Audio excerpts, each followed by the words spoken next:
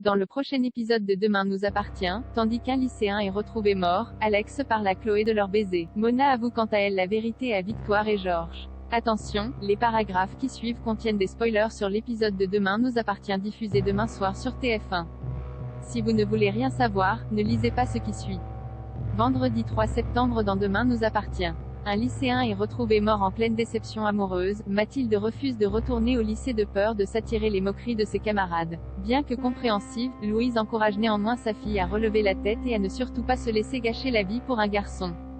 De son côté, Garance se confie à Victoire au sujet de Clément. Très en colère, la jeune femme va jusqu'à souhaiter qu'il meure d'une maladie grave. Des propos que ne cautionne pas Victoire qui lui rappelle qu'en tant que futur médecin elle ne peut pas désirer la mort des gens. Pendant ce temps, Clément remarque que Jordan porte la même paire de chaussures que celui qui lui a volé son scooter et l'accuse immédiatement. Tandis que la situation dégénère, Lizzie les sépare et affirme que son frère était chez eux avec elle au moment des faits.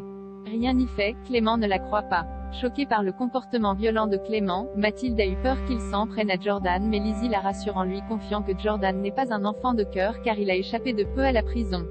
À quelques pas, Chloé aperçoit Barr à la sortie du lycée.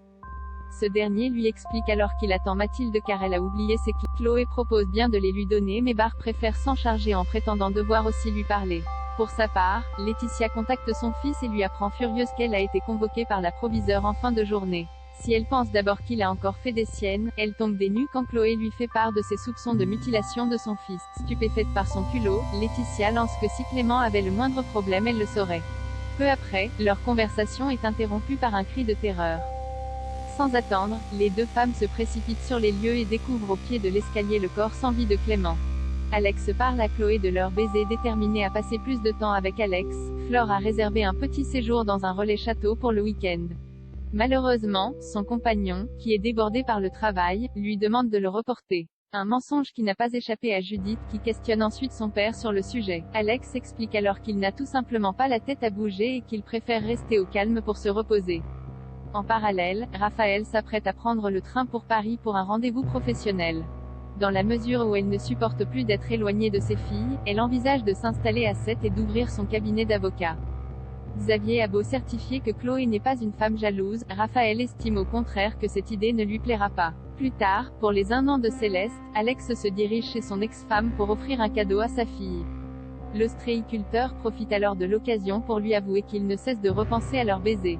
Si elle y songe beaucoup elle aussi, Chloé l'enjoint toutefois à oublier ce moment d'égarement, précisant qu'ils ont désormais chacun leur vie.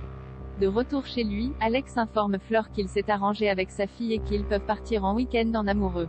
Une annonce qui la réjouit vivement. Mona avoue la vérité à Victoire et Georges sur les conseils de Judith. Mona a changé de look pour se fondre dans la masse au lycée. En remarquant sa belle-mère adopter l'attitude ainsi que la tenue vestimentaire d'une adolescente de 16 ans, Victoire en vient à penser que Mona a rencontré quelqu'un de bien plus jeune qu'elle. En cours de mathématiques, Mona joue l'élève modèle ce qui suscite une fois de plus les moqueries de ses nouveaux camarades de classe. Nathan, qui ne trouve pas normal qu'une femme de son âge retourne au lycée, saute sur toutes les occasions pour la taquiner. Cependant, Mona est une femme pleine de répondants et ne se laisse pas faire. En rentrant, elle surprend Victoire et Georges fouillés dans ses affaires. Dos au mur, elle finit par leur avouer qu'elle est repartie sur les bancs de l'école pour passer son bac. Une démarche que le couple juge très courageuse.